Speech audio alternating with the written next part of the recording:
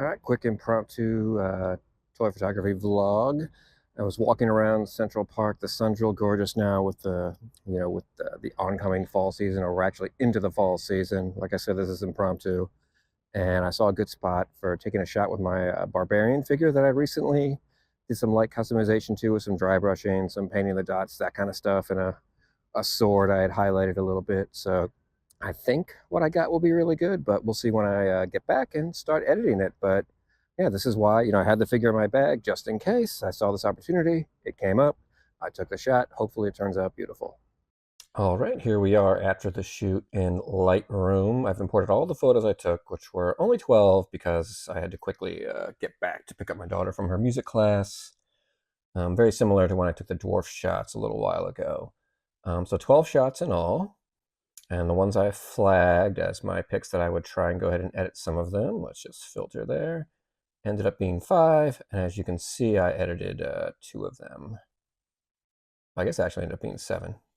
What went wrong there? What am I filtering by? Oh, well, the hell with it. Anyway. Oh, 5. This has 7 because it has the Photoshop files in there as well, because I edited it in Photoshop. But anyway, let's go into the develop panel. Let's look at the Lightroom adjustments first that I made. First, let's do a quick before and after with this guy.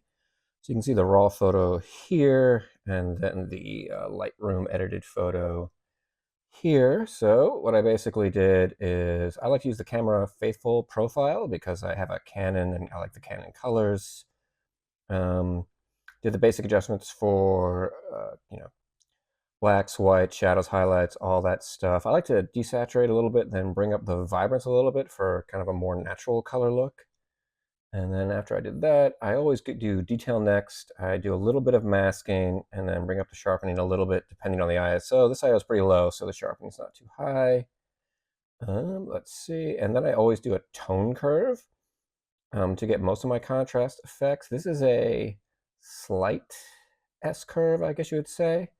Depending on your taste, maybe it's a medium S curve. But for me, this is a slight S curve with slight cutoffs in the highlights and shadows to give it kind of a cinematic, contrasty look with a slightly more dip in the darks, the shadows, and blacks down here. And yep. And one thing I've been trying to do is save more presets. So one thing I did is this tone curve combined with this color grading, which is slight orange in the highlights and slightly blue in the shadows. I saved that as a preset over here. So mild contrast with orange-blue color gradient, color grading, not gradient. And that's part of what gave this photo that feel. And then for masking, I have the figure, which for some reason, this is all over the place. I'm gonna have to fix that at some point. And then I did the sword to make it a little more contrasty and give more clarity, give it more of a metal look on this particular shot. Anyway, let's go to Photoshop to see the same, get out of here, to see the same photo with the Photoshop adjustments. So let's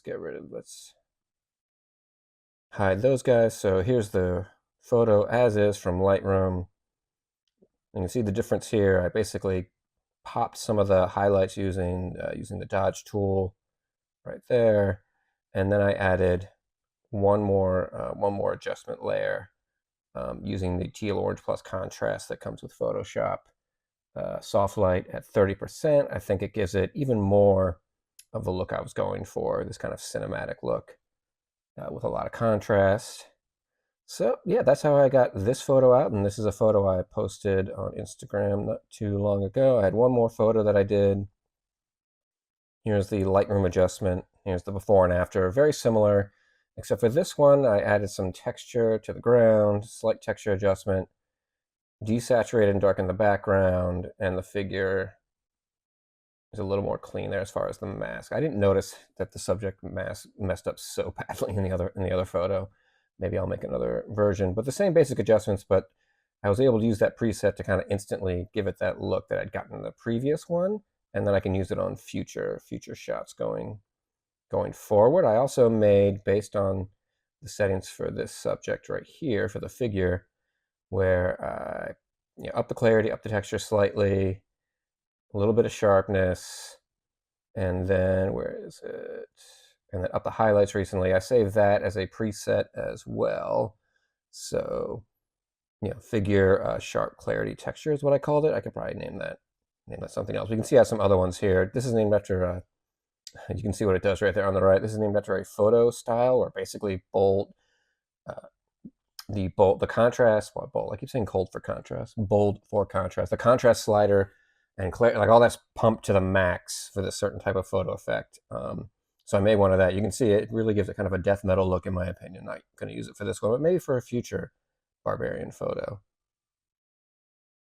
And then Photoshop for the same one, you can see pop some of the highlights, more on this one, and the same adjustment layer. But anyway, yeah, that's how the photos turned out. I was very happy with it. Happy I was able to capture it. And if you've watched the video so far, thank you very much. I hope you enjoyed it.